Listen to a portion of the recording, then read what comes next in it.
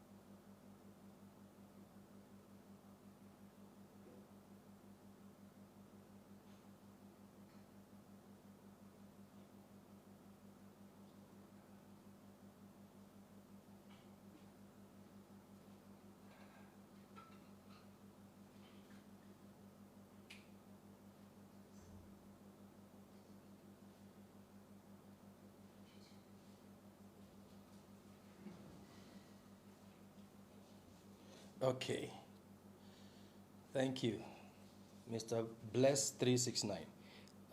Twitter, we're starting now. We're on Twitter and we are on.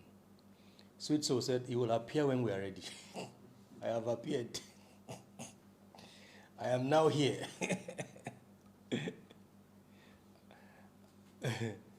Diana, good to see you. Thank you. Okay, straight to it. Yesterday, we started Reverend Mrs. Hallelujah. Yesterday, we started with introduction, and I gave some kind of assignments. Thank you, King Gucci. And the assignment was that you need to get two things. Eveness, Grand Rising, two things. This is very important. Two things. Because the activities you engage in, they are very pivotal to your personal transformation. These are things that nobody can do them for you. You are the only one who can do these things for yourself. So these two activities, these two assignments, they are very, very important. There is the psychological aspect of manifestation. There is the arts and the science of manifestation. Psychology is spiritual and scientific at the same time. If you are a certified NLP, neuro-linguistic programming, you would discover that there is a lot of spiritual undertones in NLP programs. Right. So whatever activity you engage in is sending a signal to your brain. So on your journey of manifestation, right, the most powerful element, institution is your brain. And this is why tricking and treating your brain is a spiritual exercise. Because you see why many people are stuck. Their brain is used to certain programming. And for you to act a certain way, it is from the place of your subconscious. Right? So when I said get a money manifestation journal, there's a reason for that. Plant a seed, there's a reason for that. Signifying your spring season, the beginning of your spring season, your flowers blooming. Get a money manifestation journal. It's very important. You know, a lot of people think that spirituality is lawless. This is one of the major problems that we have. Because you see, these days, people are criticizing, condemning religion. And in most cases, these are even people who never took their religion serious. When they were in the religion, they knew nothing about the religion. So now that they have left religion, now they think that, oh, religion is too lawful. Now I am in spirituality, so I can be lawless. I don't need to have any accountability structure. I need to do nothing. I just need to wish and hope and get people to do some things for me. No, spirituality is work. Hard work for that matter. Smart work for that matter.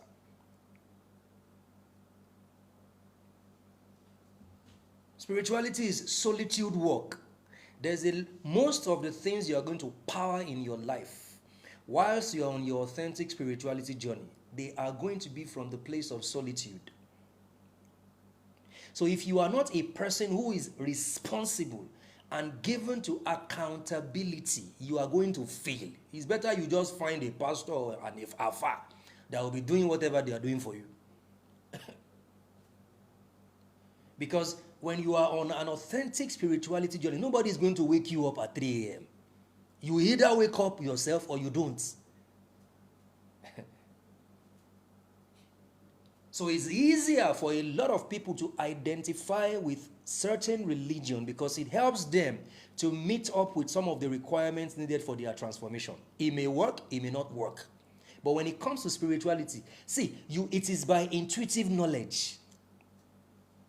One of the things I said yesterday was about Gnosticism. A lot of people, you need to go and study the whole concept of Gnosticism. But it is not for the faint-hearted. It is not for people who want to be told everything they need to do. Hi, I am Ayo. So if you are not used to accountability and personal responsibility, authentic spirituality cannot work for you. It can't.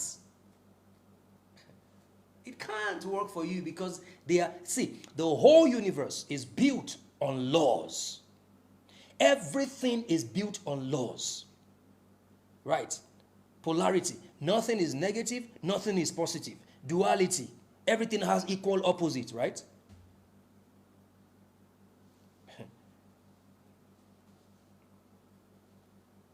So there is no one-way traffic. Right? Grand Rising Mom D4. There is no one-way traffic. You are either ready to transform your life and put in the work necessary to transform your life. And I'm not saying there is no place of consultation and all of these things that people do. There is a place for that. But that is not the center of your life. If you're always living your life based on what the juju somebody can do for you, you have failed already. Just know that you are still a puppet. Because it's easy and quick for people to condemn religion. All these pastors, they were lying to me. All these affairs, they've been lying to me. But now that you have left them, you are not working out. I like the way the Bible says it says, working out your own salvation with fear and trembling. That's what it says. That's the perfect definition of authentic spirituality. Where you receive information from your higher self and you carry out those information immediately. No holds bar, no procrastination, no waiting till tomorrow. You do it when you are told to do it. Pick up your phone, call that person. Stand up, do that, sit down, write that report, put that proposal together. You are being governed by a systems engineering that is giving you instruction from your inside. You are connected to the fabric, the fiber, and the reservoir of your soul. That's what spirituality is. So people think that spirituality is just a lazy man's job.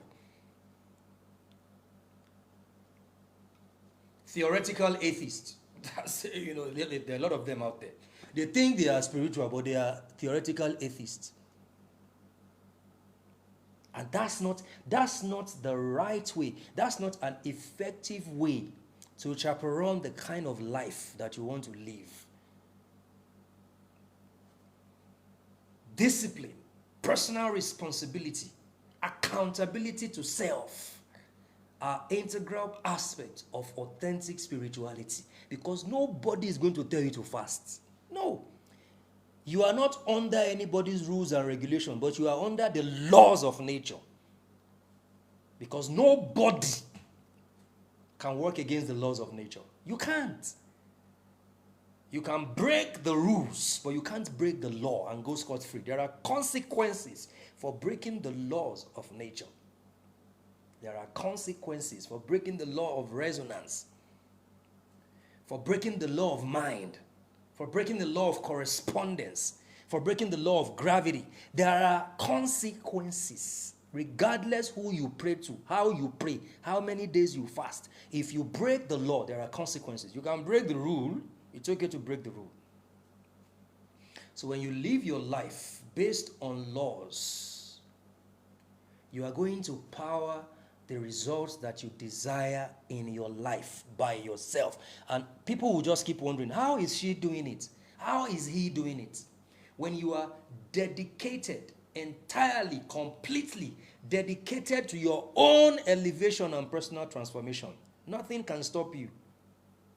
Challenges are going to come, but you're going to always overcome them.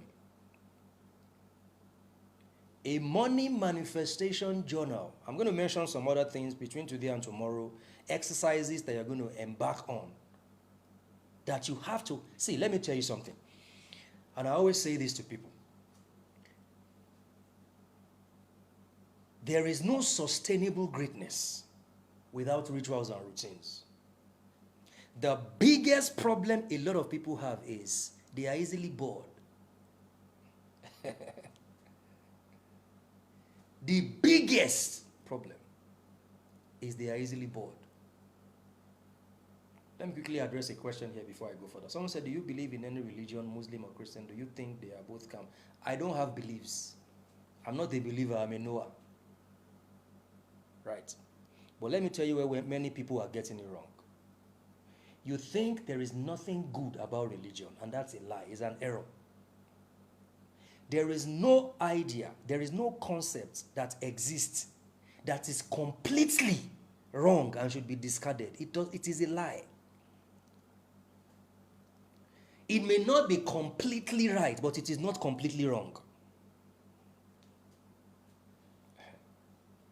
It may not be completely right, but it is not completely wrong. And like I said yesterday, you are the source. Everything outside you are tools that you use for your elevation and your ascension. So what was I saying before I jumped into that? Let's go further. Now, get a money manifestation journal and then plant a seed. Get a seed. They are symbolic. These are very symbolic. Get those two things, and then we'll continue from where we stopped yesterday. We were talking about rewriting the ancestral algorithm of poverty. It's a money manifestation mastermind. So, and you don't manifest if you have not been able to reprogram, to deconstruct, to rewrite the ancestral algorithm of poverty that is holding you down. Listen, you have a destiny that is unique to you. Please understand this. You have a nature. You have a purpose. You have a destiny. You have a soul contract. You have a personality that is unique to you as an individual in the ecosystem and the sequence of your ancestry. That's what. So you inherit. You did not inherit a curse, you inherit a destiny. But guess what? Your ancestral algorithm would either become an opposition or a blockage for you, or it will become something that enhances all these 5 aspects of you that I mentioned. On a normal day, your ancestral algorithm should give you a soft landing as soon as you arrive on earth. That's why, who is a parent? Guys, listen to me. Who is a parent? A parent is a tour guide. That's what a parent is. A parent is a tour guide. So, parents, current parents are meant to be the tour guide for the current children that will impact the children, and then those will become the tour guide for the next generation, and it goes on and on and on. But most of the parents we have, listen, they are not tour guide. They are not tour guide. Thank you. Thank you. We need to mirror the screen. And this is the reason a lot of people, you came to this world and you had to navigate your path by yourself because nobody was there to guide you. They didn't even prepare for your coming. Greetings, Vaughn. All these circumstances and situations are the reasons, some of the many reasons why a lot of us, the ancestral algorithm is the main thing that has not favored us. For many people, your number one opposition in your life is your family, your ancestry. The algorithm that you are working with is not favoring you, but you want to be attached to it. Loyalty to negative ancestral algorithm. That is the biggest problem of a lot of people. That's the biggest problem of so many people. They are loyal to things that are not working in their own family, to ideas and methods that their parents have practiced for years. They want to stay loyal to it. That's the problem. And that's where you hear all those, he's still your father. Whether you like it or not, you have to do what they say. If what he is telling me is something that he has done that has made him wretched and irresponsible, why the hell should I do the same thing? Because he's my father. Because he's my mother. And you see, because society is full of all these victims of incompetent, toxic parenting. That's the only advice they have for you. As long as they are see your mother, as long as they are see your father, as long as they are see your family, there's nothing you can do about it. You still have to. Useless advice. And that's how people, they sustain these cycles, this negative as ancestral algorithm. That's how it is recycled from one generation to another, when you can just completely break it off. And the onus is on you, like I said yesterday. If you are a yoke breaker, you must be somebody who is given to using your pain to solve your problems.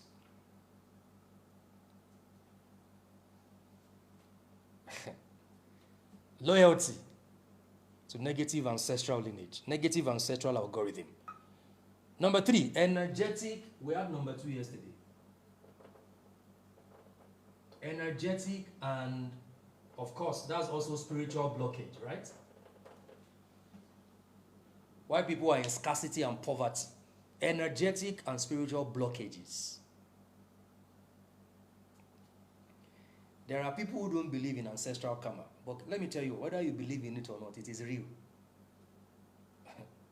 It is, because listen, unresolved ancestral karma can lead to financial misdeeds. You just notice that you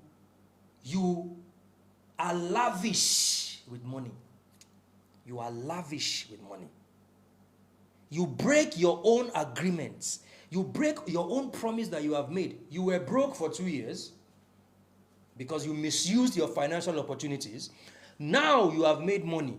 When you were broke, you told yourself a million things you will not do when you make money again. But the moment you make the money, you do the same things you promised yourself you will not do again. Ancestral karma. Ancestral karma.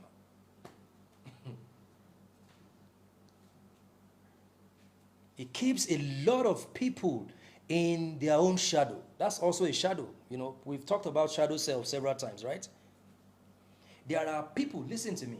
These things are real. There are people who the reason why you are struggling is because there is a history of land grabbing, land dispossession, land thievery. There is a history of economic oppression in your family, in your ancestry. There is a history of that in your family. And even in your own parents and your uncles, you can see it, that they are oppressors of other people. They've stripped people of their opportunities. They've taken things from people that don't belong to them. And you have seen, they raised you with such money. They raised you with that kind of money. And you think it doesn't matter. You think karma is nothing. Grace covers you. No, it doesn't.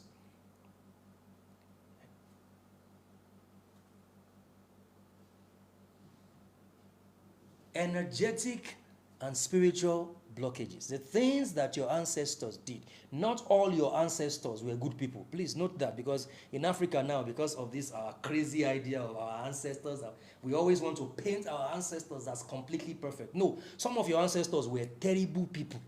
Terrible people. That's what they were. And because you are an embodiment of all their genetic codes, so you have to make sure that you cleanse and clear yourself of their misdeeds. I celebrate my ancestors. I tap into their strength, not into their wickedness and their evil. Just know that. I tap into their strength. I celebrate them. I don't tap into their wickedness and their evil, because not all of them did right. Some of them were murderers. And it can result in it can result in ancestral karmic energy that will block you, that would influence your behavior a certain way. You're going to be paying the price for what someone else did. I will visit the sins of the father on the children from the 1st to the 7th or the 10th generation.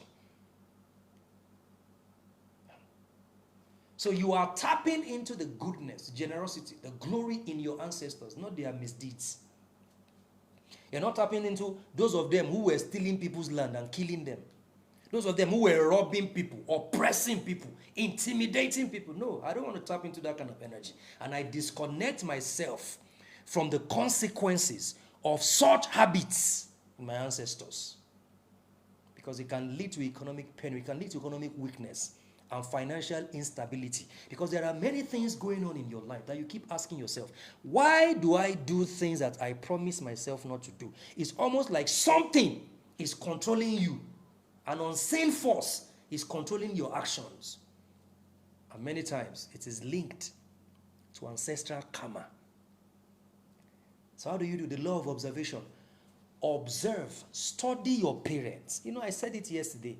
The biggest problem a lot of us are faced with right now is they are faced with this issue where they only pay attention to other people's ancestry that they have no business whatsoever with.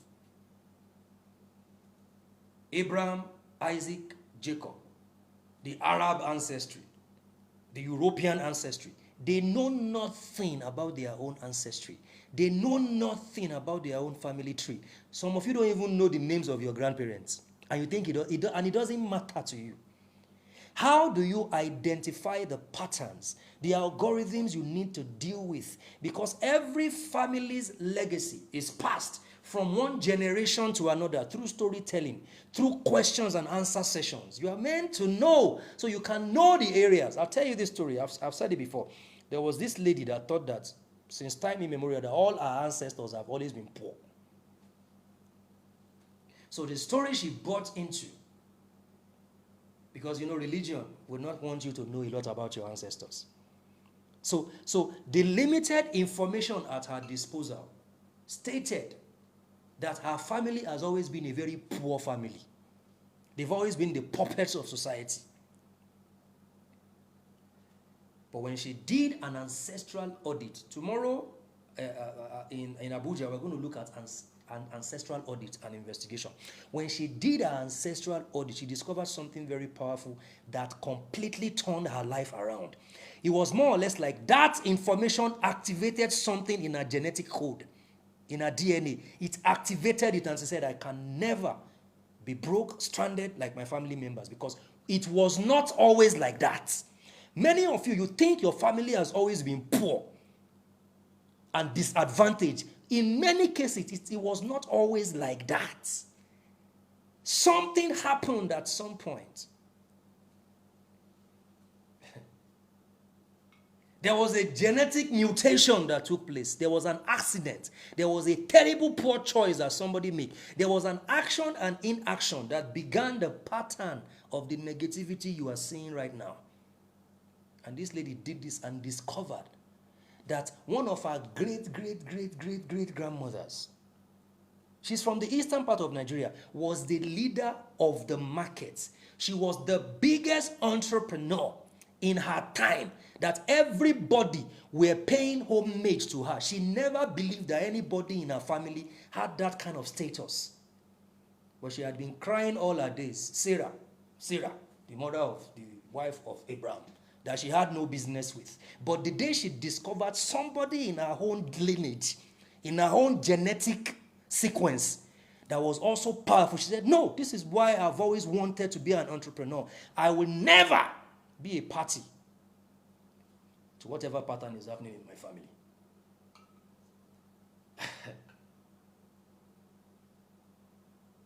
The legacy of every family is passed from one generation to another through storytelling. One of the major things we're going to do tomorrow is ancestral audit. I want to challenge and inspire you after this weekend to go on an ancestral investigation. And you know, a lot of people will come and tell you, there's nobody to ask. You have not even started, you're already self-fulfilling prophecy. And I have an answer to that. Listen to me. There is a lady, she's from Kenya. And based on the story she told me, I said, you need to run an ancestral investigation. And she said, I don't know anybody from my family. I left Africa for Europe years ago. The only person I had was my grandmother. She's dead. There's nobody to ask. And I said, you have not even tried. You're already saying there's nobody to ask. When the student is ready, the teacher will appear. This was sometimes early last year. By January this year, she was in Kenya to go and meet some of the oldest people in her family. You know why?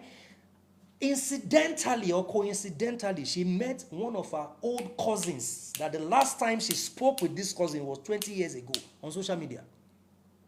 And the cousin started giving her records of some of the elders that still exist in her family. And by January, she and her family, her kids, they were in Kenya. So if you are here thinking there's nobody to ask, you know, a lot of people, religion has so finished you that you don't even think you have power to do anything for yourself. There's nobody to ask. There's nothing I can do. Please come and carry me. Put me on your head.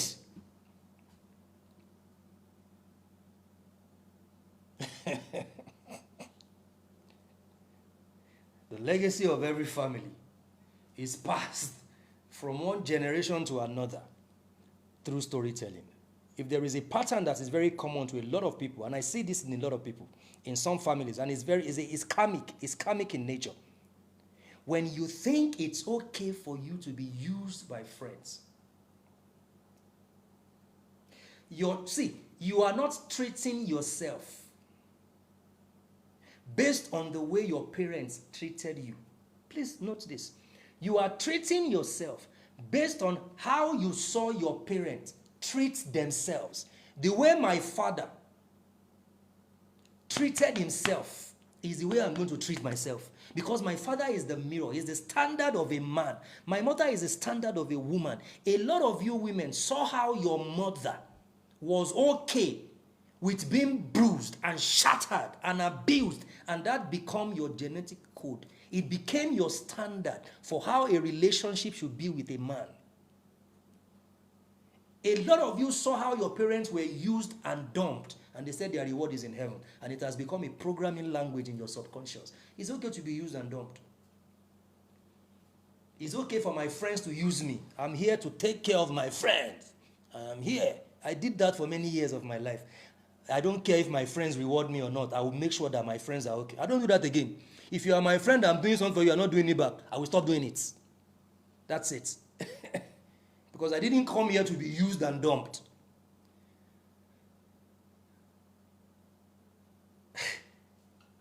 It's okay to be used by family members. It's okay to be used by government. There are people who, you have been trained to know when it's time to plant.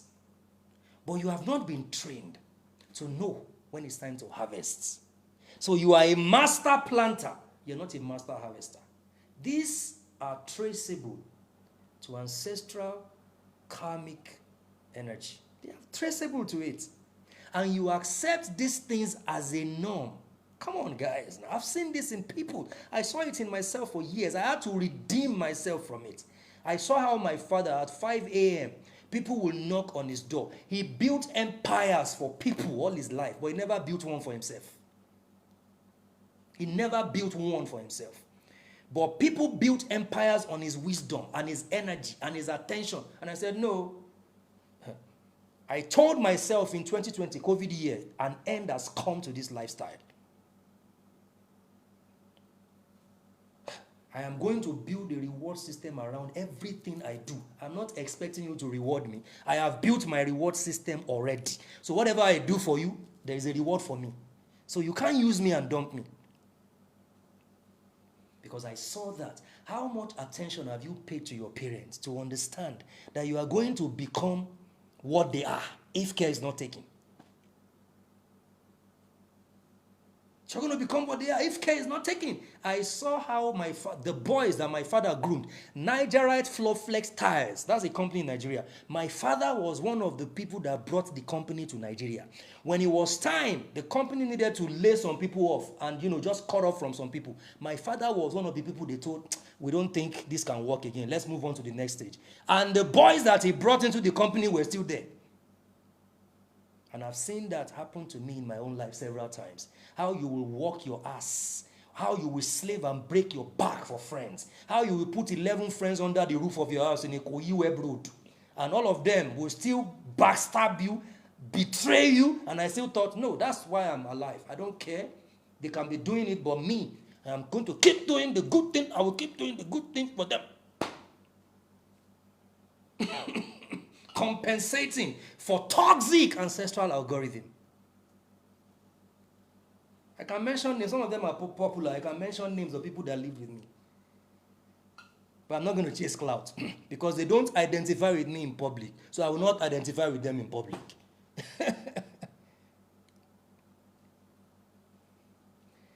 That's a company that if he was not the way he was, and listen to me, guys, this is why this is very important. When my father was falling sick, I like to share my story. It's going to help you. When my father was falling sick, and it took years, and this is a man that had never been admitted in the hospital. And is in his early 80s, just started falling sick. And we took him to the hospital several times until he died. He was going for medical checkup. And they kept saying, nothing is wrong with this man.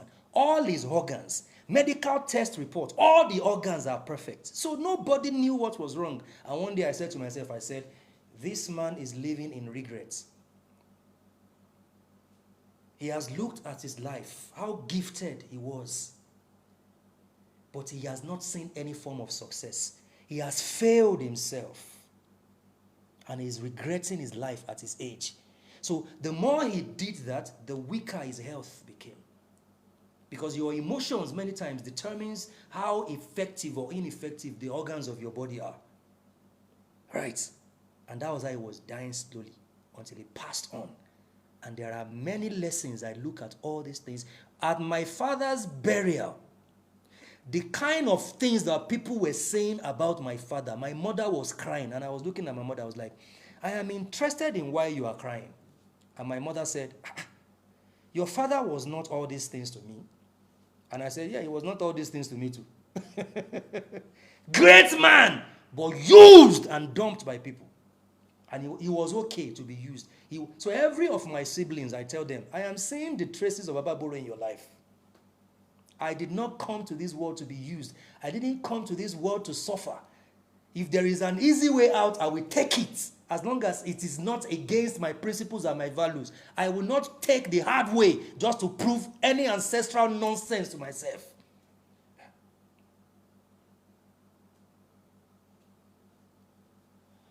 I will not do that. And as much as possible, listen, the people who are around me, they know I'm like one of the kindest people. The people who work with me can work with someone else and still make money. So my brother here talking about how to be kind. Don't worry about that.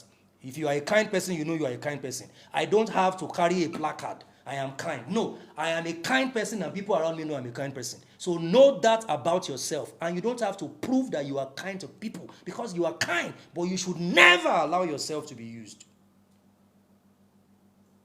Because you cannot build wealth when you give off the energy of a person that is usable and dumpable.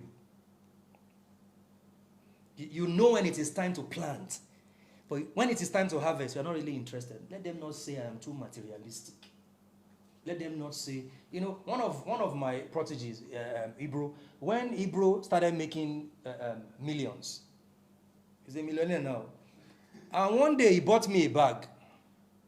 He was saying, should he buy me this bag? If he was before, I would say, no, don't worry about that. Don't buy it. I said, yes, buy me the bag. Buy me the bag. If you want to buy me bag, buy me the bag. And the other day he said, can I buy you this headphone? I said, yes, buy the headphone. Buy the headphone. If he was before, I'd be like, no. Many of you resist reward of the labor. The reward of your own labor, you are resisting it. The harvest of your own seed, you are resisting it. To prove one nonsense point to yourself. It's an ancestral curse, an ancestral problem. It's in your genetics, it's in your DNA. That's what it is.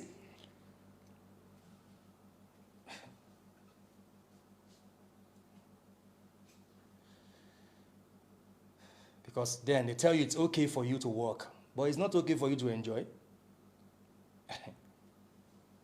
So I told my mother, I said, see, you are going to enjoy till you die. I want to rewrite the program in your head that it's okay for you to work, to wake up at 4 a.m. and walk your ass out till evening. I'm not saying hard work is bad. Work is good, but it is work that is productive, that levels up your life. Not hardship work. Life is meant to be hard. It's meant to be hard. Life is meant to be hard. I have a Fulani friend who is a current senator. And before he became a senator, I noticed something about him, because one of those times that I was really in a very bad place, he gave me an accommodation. And I looked at him and I said, what's this guy? The only thing he does is he thinks, he strategizes, anything that has to do with hard work, with working with hands and all that, he delegates it to other people. And I said, why can't you just stand up yourself and do this? And I said, that's not his strength. That as long as there are people around him, he will never do those things. He said, because he's a king. I said, are you from a royal family? He said, no, he's not from, but he's a king. He's a king. And I said, are you? He said, no, because, listen, his father was like him. He said, my father had a lot of boys that he raised. I have a lot of boys I'm raising. Why should I be doing things when they are around? Why am I raising them? So you see, genetic code, genetic sequencing, operations that are in you, programming languages in you that are influencing your behavior. You call it kindness, but you are just presenting yourself as a sacrifice, as a lamb that can be offered as a burnt offering. That's what you're doing.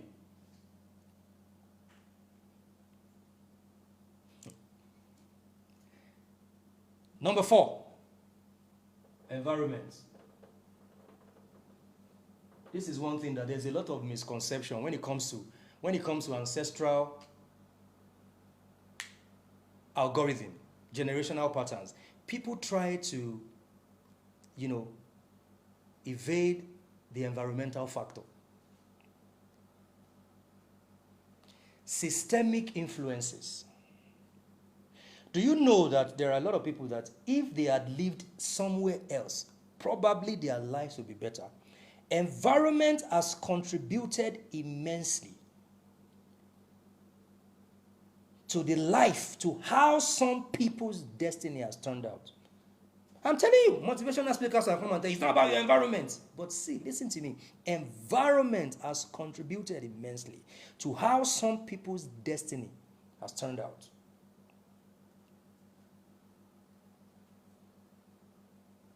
There are countries right now, when you go to the far, far, far India, why do you think that a lot of the families in India who are comfortable have children abroad who are doctors? They are in tech. When you go to the US, the majority of their doctors are from India. When you go to Canada, they are in tech, they are in banking, they are in medical field, they are in the pharmaceutical industry.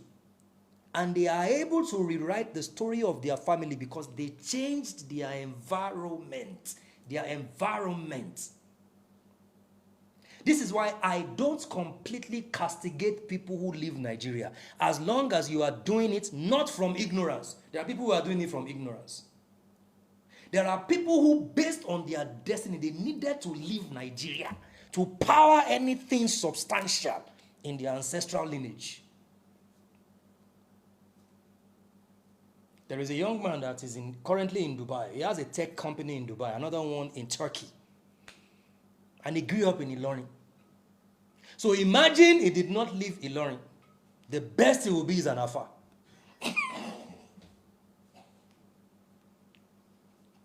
Sorry if you're an Afa. No, but it's the truth. Imagine he did not leave Ilorin, because everybody in Ilorin wants to be an Afa now. Everybody wants to be an Afa. So imagine this young man, he has a tech company in 2 major cities. But he grew up in Ilorin, where his mother was selling Fanta and Coca-Cola. Environmental factor would have affected his destiny.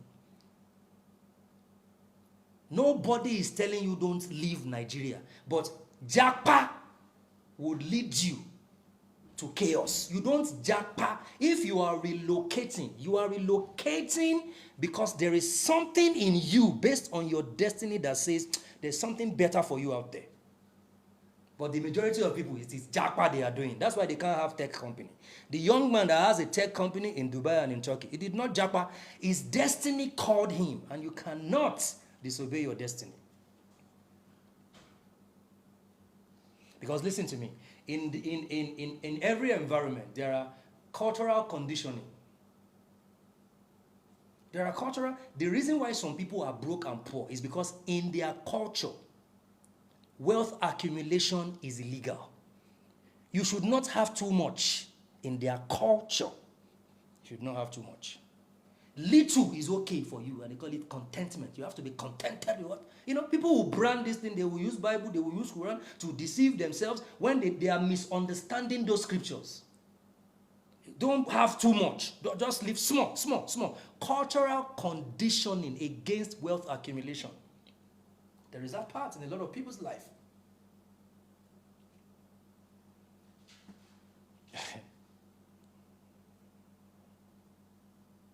Cultural conditioning. They said Twitter space is down. Really? But we are still here. I can see it here. Twitter was on fire yesterday. We had about 120-something people. I was shocked. People like money talk. God, man. I suffered in February talking about relationship. Like forcing people. Nobody gives a damn about relationship again. And I quite agree with you guys. It's on? It's on. Twitter is on. Someone said, somebody asked her yesterday, what can I get for you? And he said, anything. So you see, it's a conditioning. Anything. You should never aspire to be bigger than what the culture says. There are cultural limitations holding people down.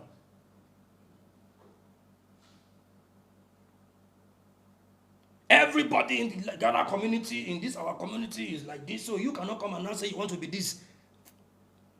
And then it is in your subconscious, and you know, you start acting that way to be loyal to cultural conditioning.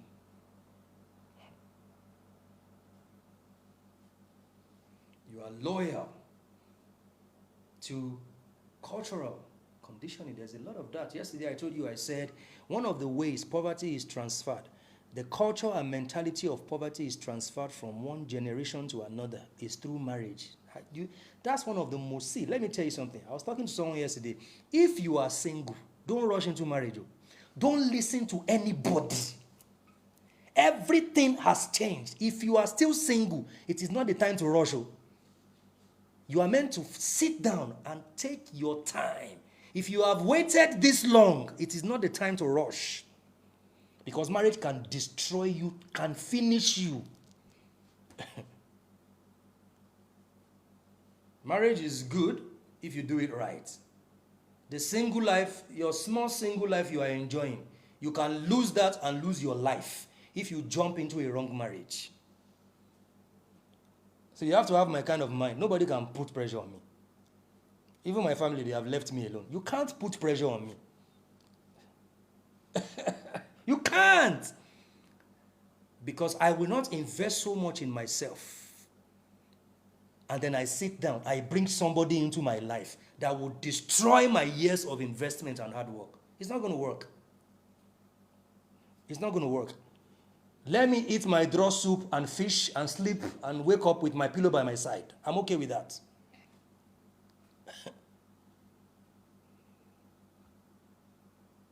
Environments. I'm not married. I'm proudly single and I'm happy. I'm not saying I'm against marriage. I'm going to marry.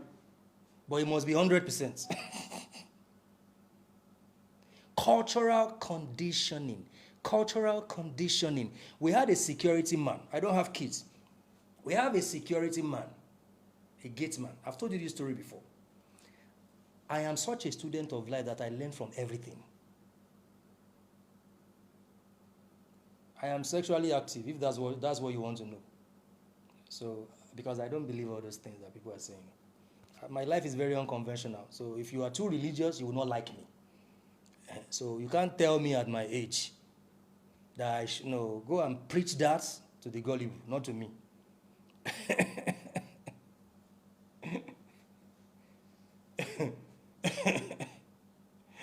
You can ask personal question, no problem. I'll give you the answer because I'm not here to come and prove any perfectionist theory. So it's okay. No problem. So if anybody tells you at the age like this, please leave that part. I don't jump from one. I have only one person I do it with. So leave that part. But I'm telling you wholeheartedly, sincerely, I am not sexually inactive. I have been celibate sometimes for 5 years, sometimes for 2 years. If I decide tomorrow I want to be celibate for the next 2 years, I can do it. I am in charge of my sexual energy. That's it. That's what I'm trying to say. When you are in charge of your sexual energy, there's no frustration, there's no pressure. Nobody can use sex to control you or hold you down. So when I watch those stupid videos when people say a wife is using sex to control her husband, then be by yourself now. You can't use it to control me. I am in control of my gbola. Cultural conditioning. And this young security guy, guess what happened to him? Living in a cubicle, a small security room.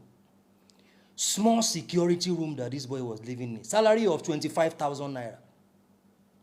I was talking to him about, you need to learn computer, you can just learn coding, can we pay for you to learn that? And he was talking about it.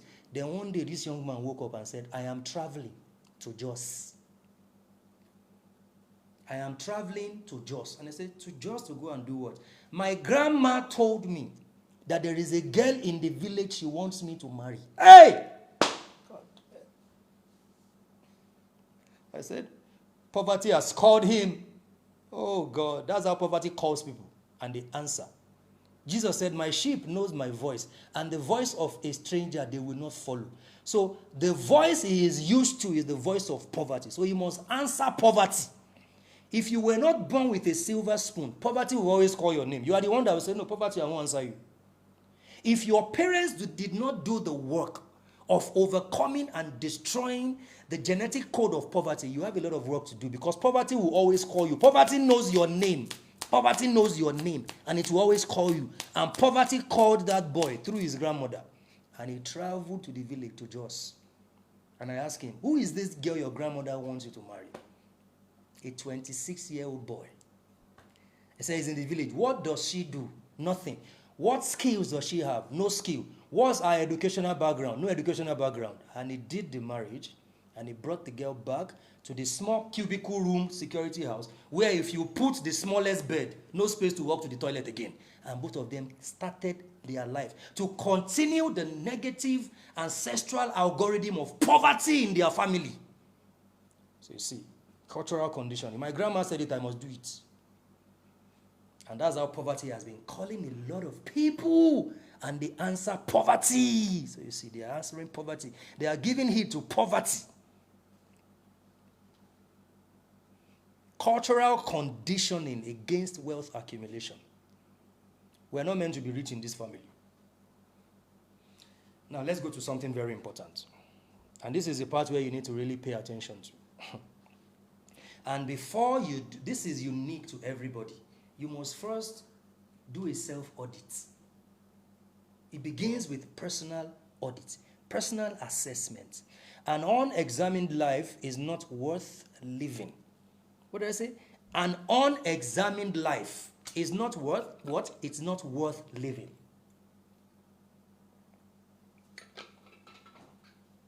So the first thing you must do is to examine yourself.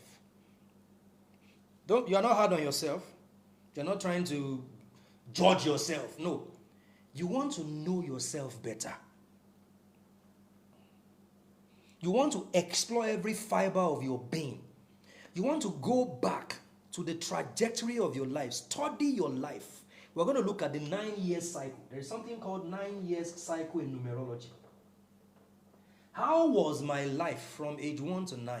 From age 9 to 18, from 18 to 27, from 27, what was I doing? What were the mistakes I made? What were the opportunities I had? What were the challenges I was faced with? You study your life and you come out with a report. The moment you come out with that report, you are ready to run an ancestral audit. Now you have to start looking at your parents. Study your parents. Study your family tree. Study your siblings. I know my siblings so much that the moment any of them wants to switch to that Baba Buru, we call my father Baba Buru code, I tell them, if there is the easy way, take it.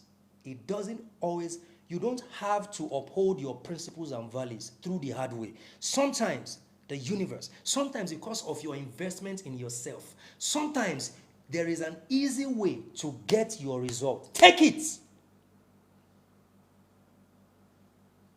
And then after your whole reports, because the first thing you must do when it comes to breaking this cycle is to discover yourself first, and then you identify the limiting beliefs. For some people, it is not money. Some families, it's not money. Some families don't have any money issues. They don't have money, but theirs is drug addiction. Then plenty for this area very well. You see a family with 8 children. 6 of them, they've gone to rehab and back. Rich, but they've gone to rehab and back. They're always taking turns in rehab and back. So some people, it's not money. Mother is on colos. Passed it to daughter. Daughter is on colos. They enter private universities. Even if she was not taking it, the moment she goes to one of those their private universities, at 16, she will meet somebody that will introduce her to it. And because it is in her genetic code, it will resonate with her. And she joins the league of people taking meth and pills and all manner of substance. So some people, it is not money, it is drugs. Some people, it is miscarriage. Some people, it is health issues, terminal disease. It's for different strokes for different folks. But you must identify and then you must release that limiting belief. And this is a place of journaling. Now we have people here who will tell you, I don't like writing. Listen to me. If you don't like writing with your hand, you are not a spiritual person. Just know that now. Every time, phone. If you don't like, if you are here, you don't have a journal. You don't have any journal where you use a pen to write, you never start. You never start.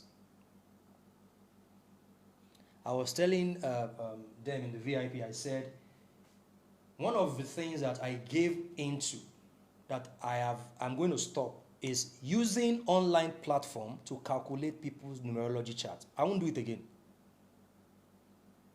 If you want to know your numbers, I want to calculate for you, I will use a board and a marker. Forget about any nonsense online platform. Even the one that I built, I discovered that sometimes it gets score. No matter how good, no matter how perfect it is, because most of these things are now built with artificial intelligence, and it is not always intelligent. Just know that now.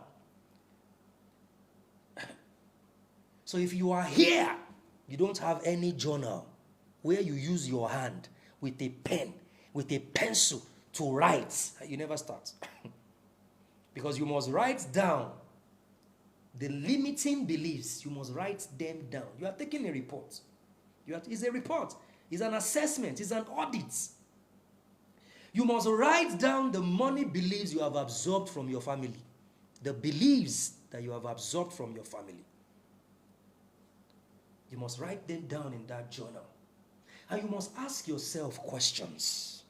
An unexamined life. This is the first one. Identify and release these limiting beliefs. And the first thing is you write them down. What are the beliefs about money I have absorbed from my family? That's one. And then questions. Are these beliefs serving me? Are these beliefs absolute truths about money? The fact that somebody is my father doesn't mean they are always right about money. No. The moment you are able to put that in place and you begin the reprogramming process, and there are so many ways you are going to start reprogramming, because the limiting beliefs about money many times gives you the impression you are not worthy of money. You're not worthy of abundance. You're not worthy of financial reward. Money to you is like it's evil because your genetic code says so. That's the first thing. Identify the limiting beliefs. Write down the beliefs about money you absorb from your family. Ask yourself questions. Are they serving me? Are they absolute truth about money? Rich dad, poor dad. Then you reprogram with abundance affirmations, with abundance declarations. You reprogram with stuff like, I am worthy of money. I am worthy of wealth. When you start, it is your family members that will first laugh at you. What is wrong with this one? You think it's because you are reading books? They are the first set of people that will attack you. But you must be consistent at it. You must be consistent because you are the yoke breaker. You are the one that does not see the things happening as a norm. They think it's a norm, but you don't see it as a norm. And then you move to the next one. You must learn to apply wealth principles. A lot of people don't have financial intelligence. I am telling you, there is a very funny video online that I shared yesterday. Can we have that video? Sorry guys, I don't know if I can. There is a video I put on my story in the WhatsApp group. I want to play it for them. It's one of the funniest videos.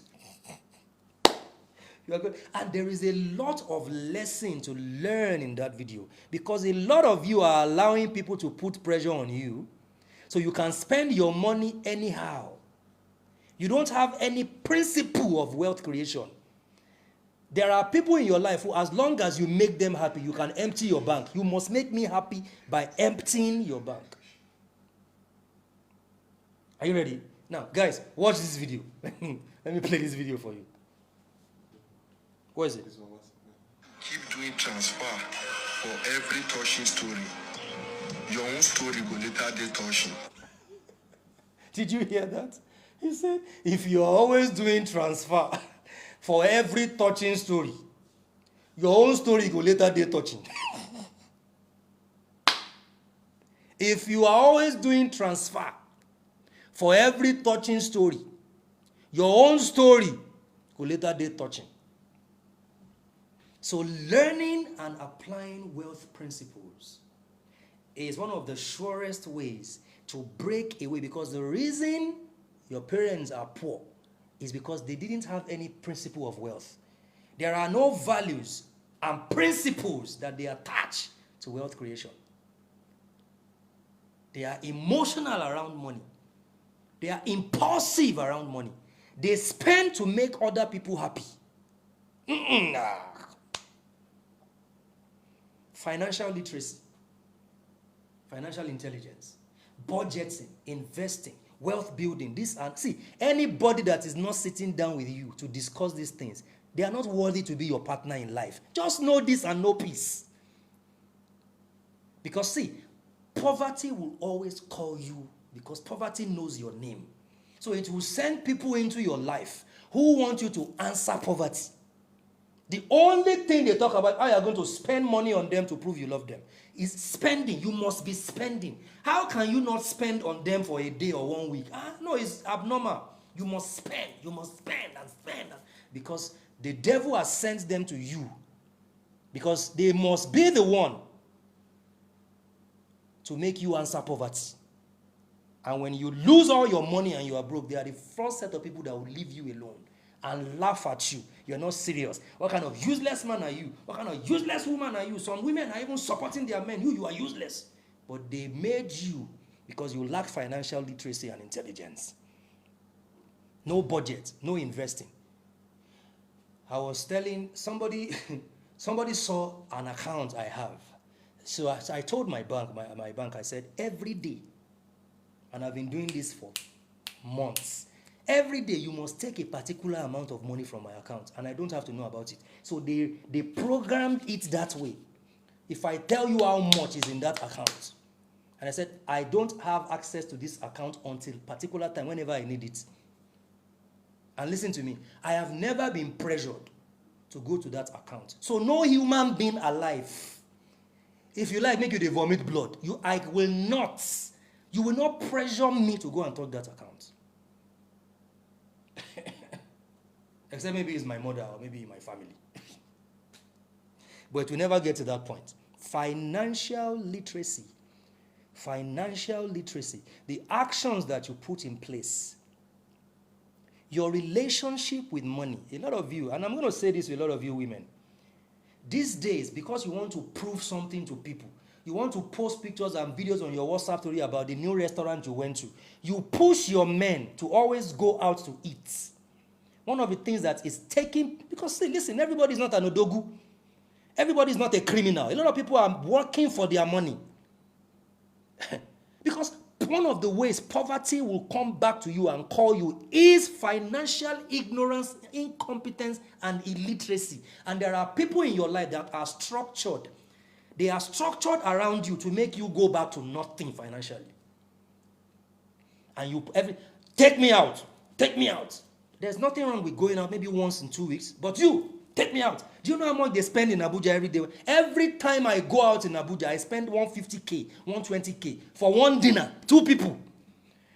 And then you would think it doesn't matter, it's nothing. And somebody is pushing you to go and do that. You don't know that they are pushing you to poverty. Except you are a drug dealer.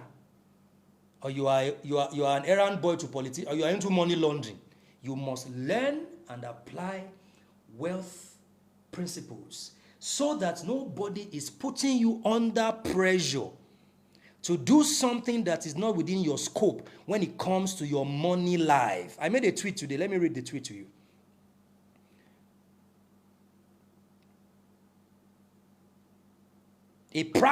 Listen to this, a practical and intelligent approach to how you spend or invest your money is your immunity from getting broke or stranded. It is when you are practical and you are intelligent about how you spend and you invest your money. That is what grants you immunity from answering poverty, generational poverty that is calling your name. That is how you immune yourself from going broke and stranded. The people, listen to this, the people in your life who don't care how you spend your money, as long as you spend it to make them happy, they are the first set of people that will leave you when you go broke. So you must not just examine yourself, you must look at the people around you. How does this person feel when they push me to spend money? I remember one of my protege. came one day, and then he was with another one, and he was sleeping here. He would sleep here. Then one day he called the other one and said, I don't think I will be close to you again. And that one said, why? I said, anytime I am with you, I am always spending money. And I said, that's a smart boy. You are a vampire. That's why he told you that. Anytime I am with you, I am always spending money. And there are people like that in your life. Anytime you are with them, it's spending, spending, spending. No discussion about investment. No discussion about poverty. You must make them happy by going broke and breaking your back. And you give into that. I am too stubborn to give into that. I've gone through that in my life. I don't do that again. Learn and apply wealth principles. See, you have to create multiple streams of income. Because see, generational poverty is because of the lack of multiple streams of income. When there is the absence of budgeting, investment, financial literacy, financial intelligence, then definitely you are preparing for generational poverty. But when you create multiple streams of income, you know what you are doing? You are planning for generational wealth. That's what you are doing. You are planning for generational wealth. When you are putting your money in real estate, you are putting your money in the gold market, you are putting your money in cash generating assets that generate cash every day. There is a guy here in this city who he generates 1 billion from a restaurant. Every 3 months or so, 1 billion from a restaurant. So someone like him can probably take somebody out every day and spend 100K on a dinner. Yeah. Because he has set up, see, everybody will not be a billionaire. But everybody can live the kind of life they desire to live. When you understand financial literacy, you can live the life that you desire to live. A lot of you have manifested the money you want to manifest, but you wasted it. You spent it doing nonsense. You did not buy power with the money. You didn't buy influence.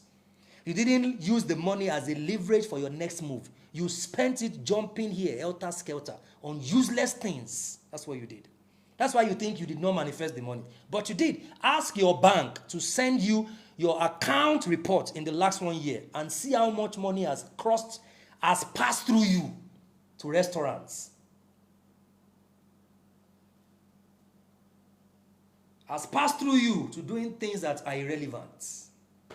And you understand that you have made a lot of money. You will even figure that you are actually a rich person, that you actually made millions. You just didn't know. Learn and apply wealth principles. Learn and apply wealth principles. Learn and apply wealth principles by creating multiple streams of income. Listen to me. One of the things you must know is this. I never knew in my life, because I was doing my real estate, but I never knew that I can even make money online. I never believed it. So all this masterclass that we are doing, let's say people come and pay. There was a time that I was feeling shy to even tell people I am doing masterclass, come and pay. I never knew in my life that that's a stream of income.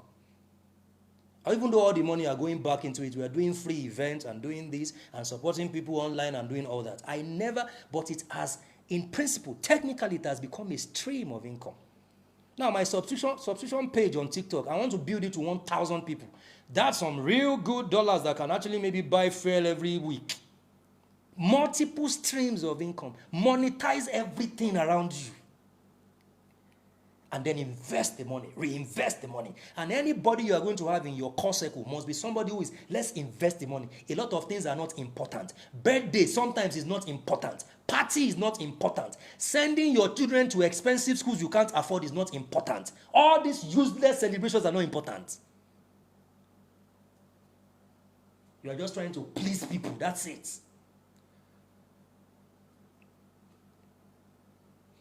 Reinvest the money. Break free from fast money, short-term surviving thinking. Fast money. What do they call them now?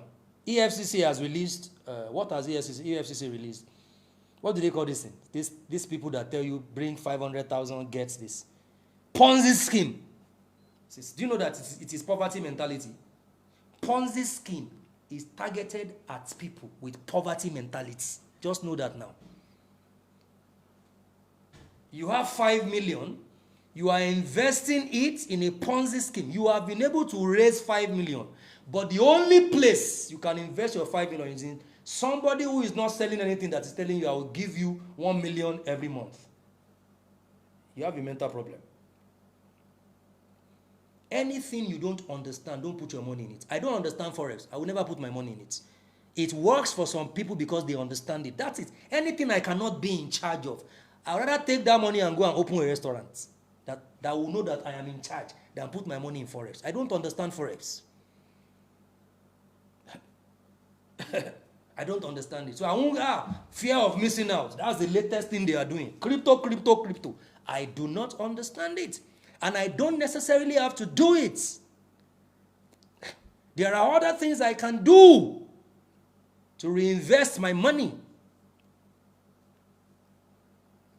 But because many people have not broken free from fast money, short-term survival thinking, you put 5 million, every month I go to get 1 million. Where is your 5 million now? It's gone. It's gone, guys. And then when you are able to do all this, then you can break spiritual and energetic blockages. You know, I told you, the spiritual and the material realm, they are two sides of a coin happening simultaneously. So as you deal with this from the financial, the emotional, the investment angle, then you are dealing with it from the spiritual angle too. Someone said sporty bet. I don't know about it. I don't know about it. But betting is not investment. Betting is not business. Because see, I don't know. I don't want to judge anything, but then I will never do it anyways. So I'll never do it. But it depends. You make a choice. Make a choice. Because I know a guy there is a guy that came to what's this program? Pop the Balloon. And I did a research on the guy. He's actually a rich guy. And they said, what do you do?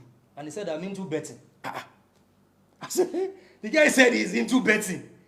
And from betting, he has made a lot of money. So, I don't know. Depends on you. But then, because betting does not require any creative ingenuity from you, then it's probably something you should rethink. So maybe if you make money from that, go and invest the money in something and then leave the betting alone.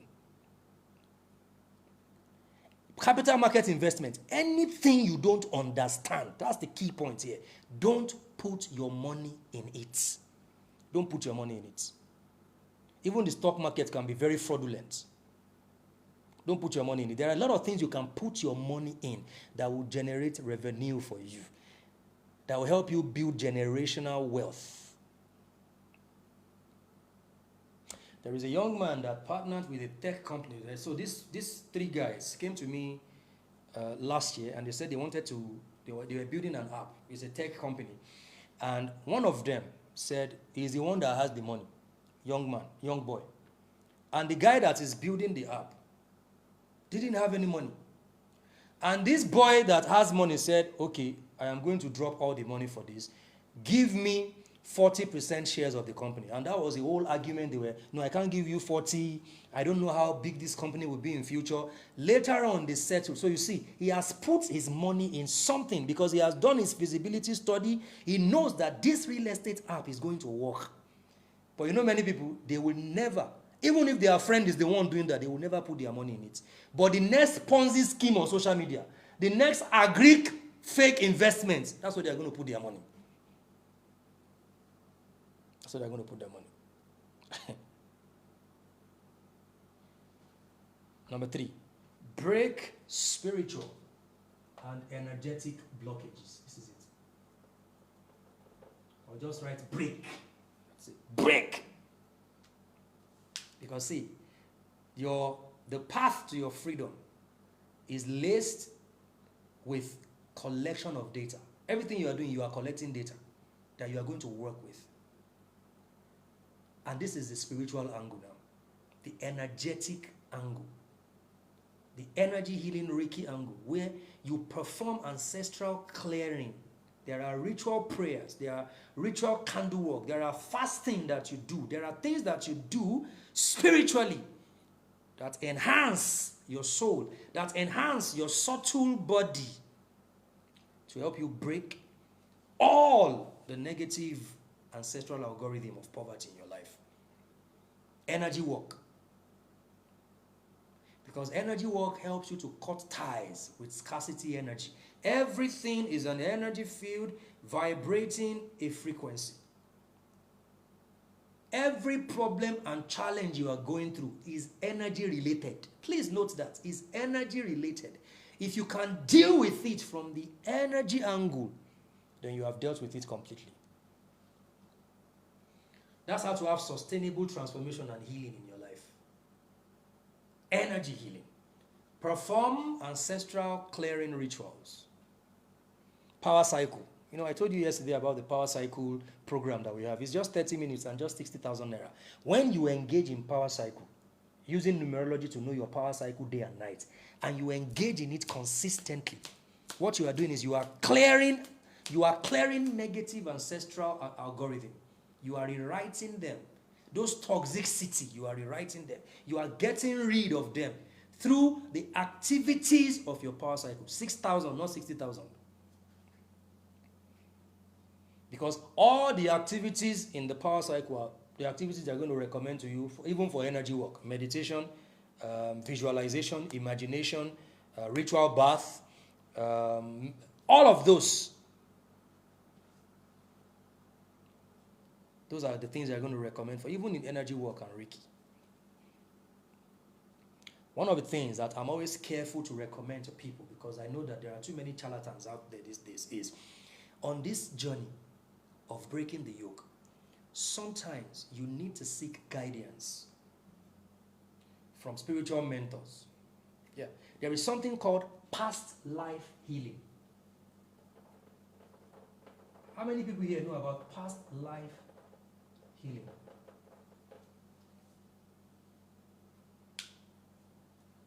Past life healing. There are people who need to heal the wounds of their past life. It's an aspect of shadow work. And you may not be able to do these things without some little guidance. So you need to seek guidance from authentic spiritual mentors when it comes to energy healing. It's very important. But listen, the spiritual activity you engage is not limited. It says, Femi, all this will not work for someone that has indulged in abortion of a baby. True. Can we not talk about the things that will not work? Because if you have been involved in the abortion of a baby, there are also exercises that can help you clear off that karma. There is nothing that doesn't have a solution. There is nothing that doesn't have a solution. There is nothing that does not have a solution. Now, the next one is this, number 4. This is it. This is the part where a lot of people don't want to do anything. They don't want to take action. So you see, exclamation. They don't want to take action. They just want to talk about it. They don't want to do something about it. They don't want to talk about, they don't want to do about it. They want to talk about it. You have to take bold actions for change. Yeah, it's action. After all is said and done, it is action that matters. After all is said and done, it is action that matters. And how do you take action? Just hold on. They will bring it. Hold on. You challenge every fear-based decisions. Now, many of you listen to this, and I'm saying this from the bottom of my heart. You underprice yourself. You know, people send me messages. They send messages to our TikTok, and sometimes I go to read them, and I say, Mr. Femi, I'm suffering. Please help me. Stop suffering. That's the solution. Stop suffering. You underprice yourself. You underprice yourself. You avoid investing in yourself. So you don't even know so much about yourself. That's part of taking bold action. So one of the ways to take bold action is to start investing in yourself. Is to start taking those monies you are making and also investing in laudable investments. Not just anything that everybody is doing. Now they are investing in agriculture. That's the next thing. I have to go and do it. No understanding, nothing about it. And listen to me. This is one of the things that actually, it transformed my life. That's why a lot of people actually thought I was born into a very rich family. Because people used to call me Boti while growing up. The people used to think I was Boti. They didn't know I came from... Because guess what? I was so privileged that since I was young, the only people I had in my corner were rich people, rich kids. Rich people just wanted to have me in their house. And surrounding myself with wealth-minded individuals helped me to a certain extent to reprogram every genetic code of scarcity and poverty in my subconscious. But not everyone is that lucky. So surround yourself with wealth-minded individuals. But there is a way to behave around wealthy people. Because how you relate with a poor man is different from how you relate with a rich man. Yeah? So relating with a poor man, you can discuss your needs. You and the poor man, discuss your needs. Yes. You know, people like poverty. Poverty is very sweet when poor people are discussing their poverty. Oh, one of the most interesting conversation takes place when poor people are discussing. But you don't relate with a wealthy person like that. You don't meet a wealthy person and you are putting your needs first. You put values first. That's what you do. So in surrounding yourself with wealth-minded people, there is a lot of strategy, intentionality that you must attach to that. So now, this is very important. Set up legacy. Live a legacy-conscious life. In your business, people should see that everything you are doing is from the perspective of legacy consciousness. You are not looking for instant gratification. That's not what you're doing. That's why you see, you are pushing substance ahead of lifestyle. You know what I discovered? I posted something today. You know, I've traveled to a lot of countries, and I figured recently that I was not taking pictures as much as I was meant to do. That's why this is my first time. This Egypt trip, I was telling them, take my picture, make video. Because guess what I discovered? I discovered that people actually want to see. People are not only interested in substance. They want lifestyle. They want to see. They want to see that you are living the life. I remember when I went to this place, the Nile in Uganda, I was so engrossed and captivated by what I saw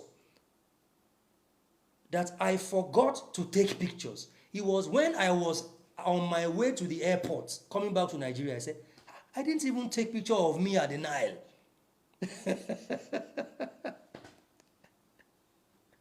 We did it in Accra. We didn't lose the pictures and videos. It's on my YouTube. Ola posted it on my YouTube.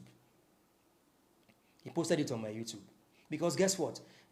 My primary focus is on legacy. That's why you see that I push more of substance. Yeah, but now I want to start showing lifestyle because it's very important to what we are doing.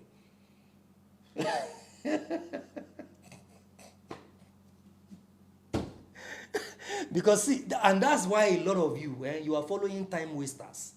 They are using lifestyle to bamboozle you and to fool you. So you identify with their lifestyle, but there is no result in your life. Come on. I tell you, if I want to identify with somebody's lifestyle, I'll make sure that I am not carried away by the euphoria of their lifestyle. Am I producing results in my life? I belong. I'm Ratel. Are you in China with him? I am 30 BG. Is he flying you with his private jet? I am Whiskey Group. Can you call him? Are you producing results? If you meet him today in a lounge, can he sit down with you? Come on now. So it's not about lifestyle, it's about substance. It's about legacy building plan. Do you have a legacy conscious project? You have one. Do you have a legacy conscious project? Because the world will use lifestyle to distract you.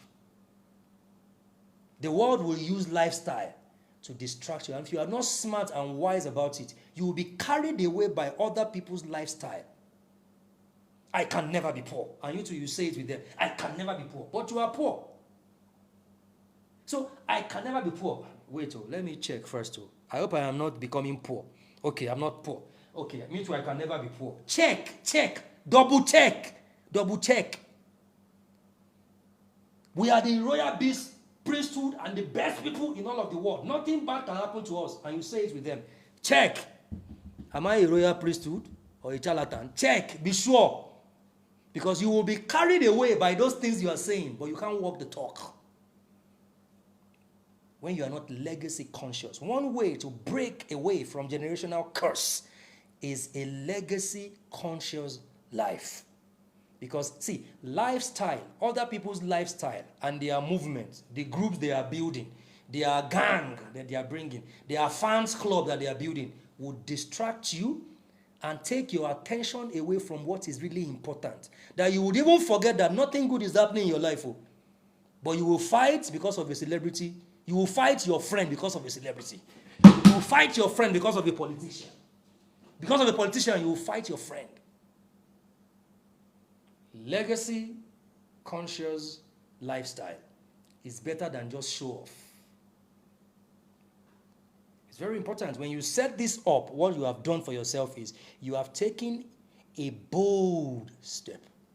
A bold step to salvage what is left. That's what you have done. Now I'm going to show you some small rituals that you can do to break this cycle. It's deeper than this, but let me just show you this.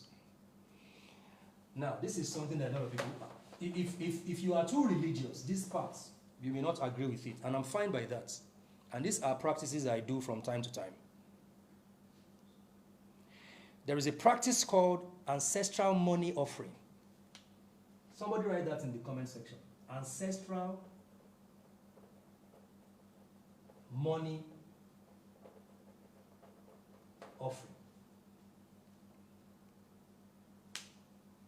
I still did it December when I went home.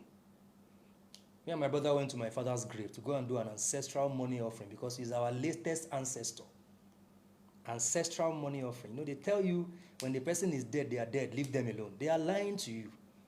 You know, it's laughable when, a particular pastor was preaching and he said he was referring to another white man pastor who said, I was sleeping one night and Apostle Paul came to me in my dream and he was preaching to me. He was explaining Bible verses to me and the whole church was shouting, wow, yeah, wow. Apostle Paul that is dead came to you in your dream. There's nothing wrong with that. But your father that gave birth to you cannot come to you in your dream. That's Eve. You can't relate with your father. It is Eve, but you can relate with Apostle Paul, who you don't know from nowhere.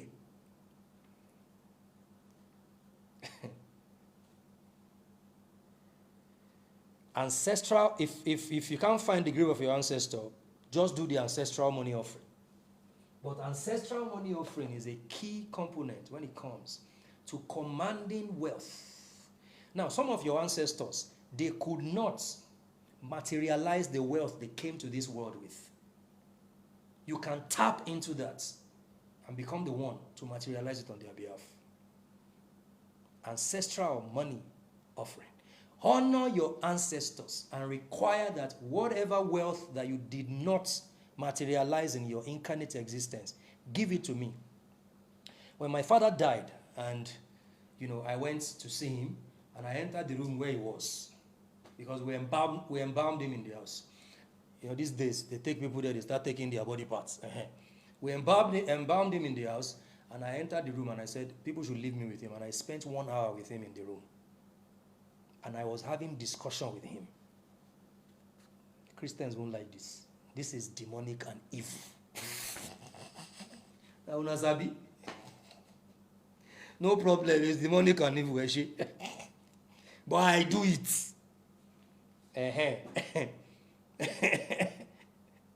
I sat down with him. I opened the clothes. I touched him.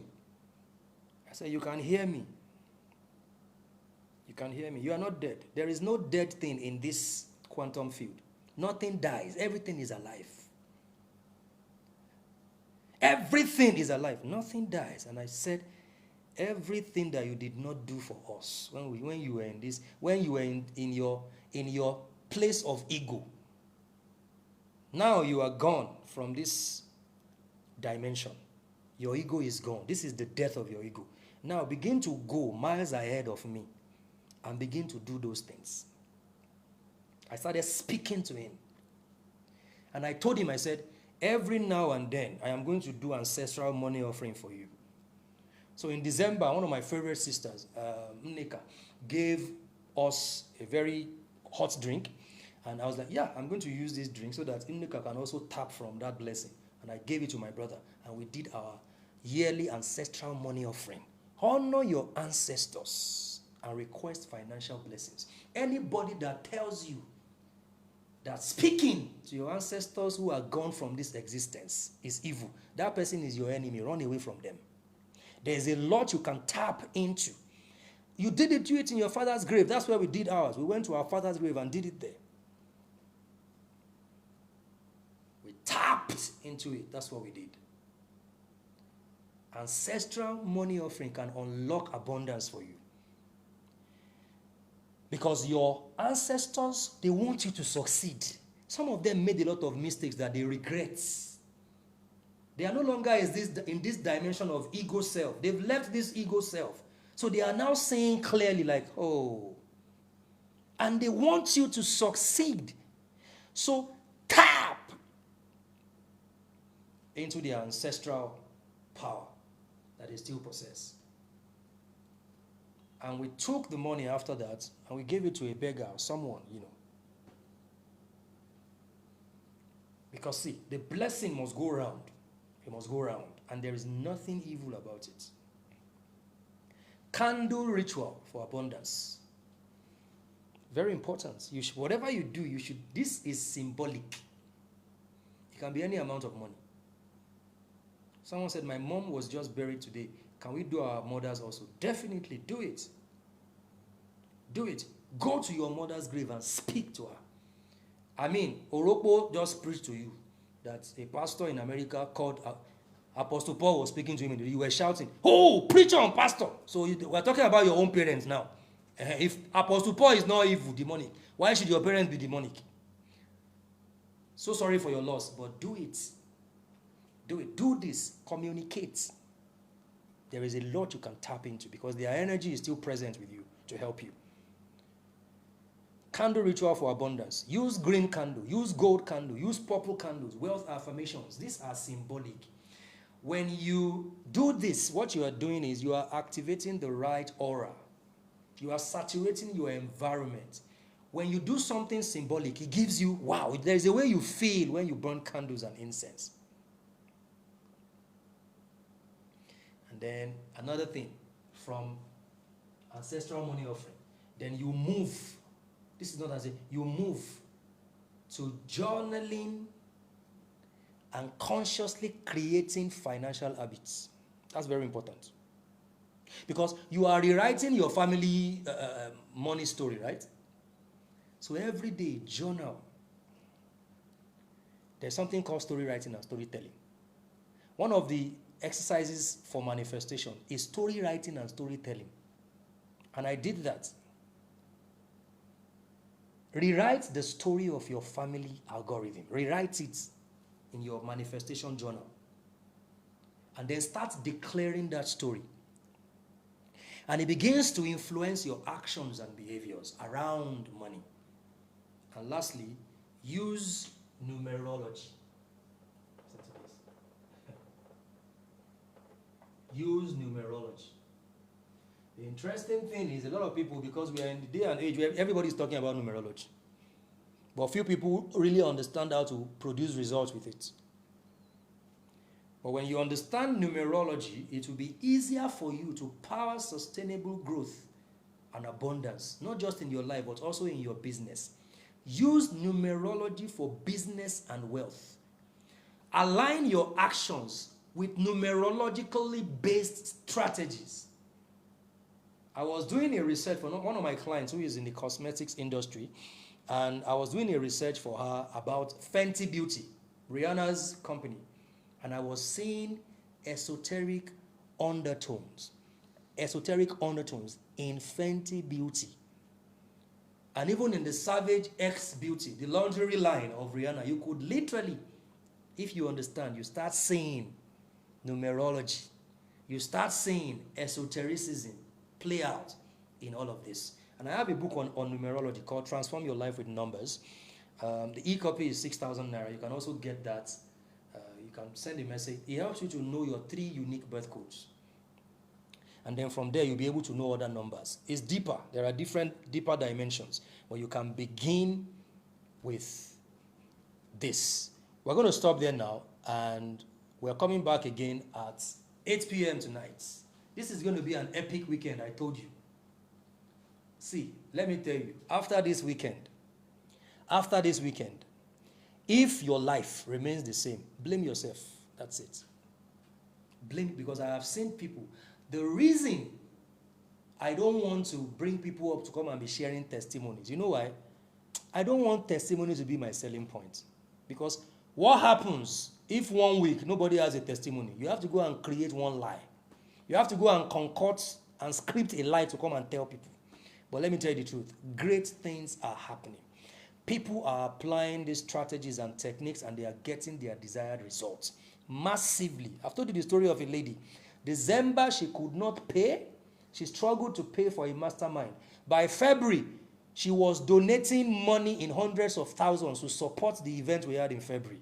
So listen to me. Your life can change in 3 to 6 to 9 months. If the student is ready, the teacher will definitely appear. And on that note, we're going to stop the afternoon session and come back at 8 p.m. to continue. Tomorrow, if you're in Abuja, you don't want to miss tomorrow physically. Be at the venue tomorrow physically, because we're going to have physical sessions of energy work and Reiki and meditation and declarations, and you don't want to miss it. So I'll see you at 8 p.m. If you want to get any of the books, send a DM and see you at 8 p.m. Thank you.